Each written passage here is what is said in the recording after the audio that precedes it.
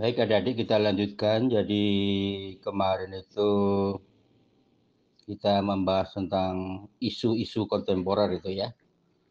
Jadi isu-isu kontemporer itu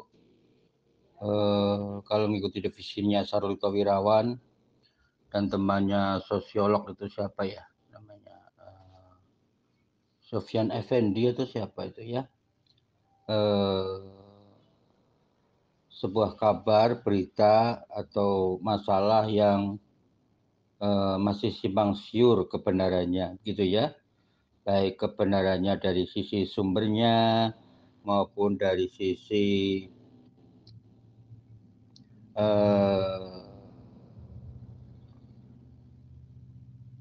materi ya, berita itu, konten dari berita itu maupun sumber kebenaran dari berita itu. Kalau sumber kebenaran dari berita atau masalah itu diragukan, tidak jelas orangnya, tidak jelas dari mana asal usulnya, maka ia menjadi isu gitu ya.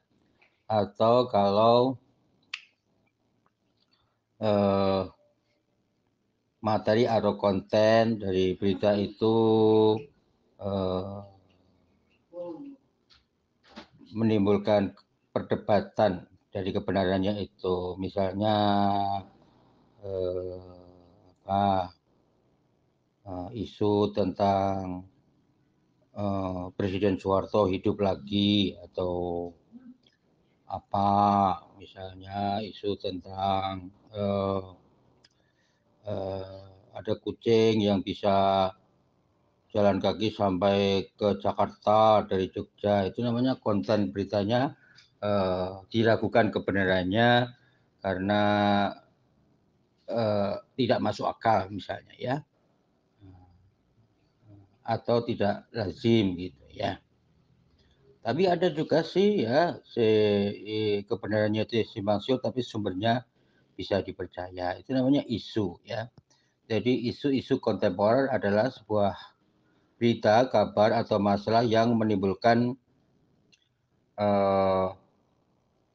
kesimpang siuran kebenaran itu, baik dari sumber dari kebenaran itu maupun konten dari kebenaran itu. Jadi begitu ya.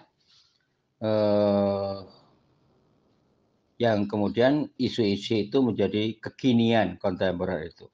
Nah, biasanya dalam sebuah kebijakan publik di pemerintahan, di perusahaan atau di institusi-institusi yang sudah modern dan terbuka gitu ya, itu setiap melakukan kebijakan itu biasanya melemparkan isu dulu, lalu kemudian isu itu kemudian menimbulkan kontroversi ya, perdebatan pro dan kontra. Nah, ketika perdebatan pro dan kontra itu akan mengerucut menjadi sebuah opini atau pendapat umum. Jadi dari pendapat umum inilah pendapat yang kuat, yang dalam bahasa Muhammadiyah itu ditarjih, itu yang kuat, itulah yang kemudian dipakai menjadi rujukan atau referensi atau pedoman di dalam mengambil kebijakan di wilayah publik atau di masyarakat atau untuk kepentingan umum. Yang tentu saja kebijakan itu karena publik, maka kebijakan itu mendapatkan dukungan yang luas dari publik ya, dari publik ya, dari kemaslahatan umum itu, dari kepentingan umum itu ya. Dari pemerintah misalnya mau mengeluarkan kebijakan raskin, beras miskin gitu ya, timbul pro kontra. Kenapa kasih beras miskin, kenapa enggak gandum miskin misalnya, atau mie miskin atau apa gitu ya. Jadi perdebatan-perdebatan atau duit saja, maka terjadi kemudian perdebatan. Akhirnya mengerucut ke raskin beras karena memang beras ini sumbernya juga banyak ya, melimpah di Indonesia, dan juga kebanyakan masyarakat kita itu memang petani yang sehari-hari bergumul dengan beras karena menanam padi menjadi sebuah tradisi yang sudah ratusan tahun, bahkan ribuan gitu ya. Sehingga dikeluarkanlah kebijakan untuk membantu orang-orang miskin itu dalam bahan pokok makanan itu dalam bentuk beras, bukan gandum, bukan ketan, bukan mie dan sebagainya itu. Itu namanya kebijakan Raskin misalnya gitu ya. Tadinya memang terjadi pro kontra atau kebijakan penggantian bahan bakar ya, bahan bakar untuk memasak dari kayu ke gas pada zaman Pak Yusuf Kala itu terjadi pro kontra gitu ya. Karena pemerintah memandang kayu ini akan ditebang itu hutannya hilang, maka diganti tabung gas itu terjadi pro kontra gitu ya. Akhirnya mengerucut ke gas ini agar alam kita terjaga gitu, sehingga mau tidak mau pemerintah harus mengeluarkan tabung gas gratis kepada masyarakat membagikannya ya, sehingga mengeluarkan uang banyak sekali terus di seluruh Indonesia gitu, itu tabung gas itu ya. Jadi seperti itu ya, isu-isu kontemporer itu kita ingin mempelajari isu-isu yang berkembang di masyarakat, terutama isu-isu nasional, tentu saja ada isu-isu lokal juga isu-isu global gitu ya, menyangkut agama dan masyarakatnya itu. Misalnya isu-isu tentang Islam dan Pancasila, nanti kita akan bahas tentang kemiskinan, tentang Islam, demokrasi dan HAM, tentang agama dan humanisme, agama dan terorisme dan sebagainya. Jadi isu-isu itu bersifat tematik saja nanti kita bahas begitu ya. Isu-isu tematik mana yang sekiranya adik-adik butuhkan nanti kita akan rumuskan. Yang penting adik-adik tahu dari RPS-nya itu memang kontennya adalah kita membahas isu-isu kontemporer di dalam gerakan keagamaan yang direspon maupun diaksikan oleh gerakan keagamaan itu ya. Seperti itu. Jadi kalau adik-adik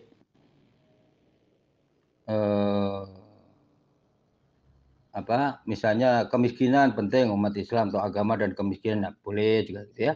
Yang penting isu-isu itu bisa direspon secara akademik dan intelektual gitu ya. Isunya karena luas sekali bisa disampaikan lebih dari 1 semester ini ya gitu.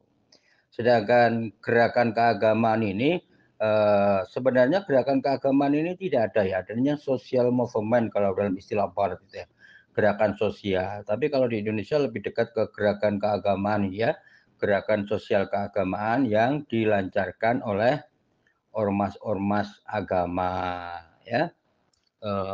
Kalau di Islam ada ya, kalau di Kristen di gereja itu juga termasuk gerakan keagamaan, atau kalau di Hindu di PDHI ya, Parisada Hindu Dharma Indonesia itu, atau di Walubi itu termasuk gerakan. Kalau pura atau candi itu bukan gerakan ya, karena dia tidak terinstitusi seperti PDHI atau Walubi atau seperti gereja. Kalau gereja iya ya, makanya ada GKJ, Gereja Kristen Jawa, Gereja Kristen Batak, Gereja Kristen Minahasa, GKIM, atau Gereja Katolik dan sebagainya itu seperti NU, Muhammadiyah, persis itu ya. Hampir sama Kristen dengan Islam itu ketika agama terinstitusikan ke dalam dunia sosial, maka ia menjadi gerakan keagamaan itu, membentuk ormas-ormasnya atau gereja-gerejanya atau kepengurusan-kepengurusan organisasi sosialnya itu ya. Jadi itu yang disebut dengan gerakan keagamaan yang nanti kita akan membahas apa itu agama, bagaimana agama berkembang, asal-usul agama dari mana, kenapa agama masih dibutuhkan di masyarakat, gitu ya adik-adik ya. Silakan absennya dilanjutkan, nanti kita lanjutkan kuliahnya. Oke?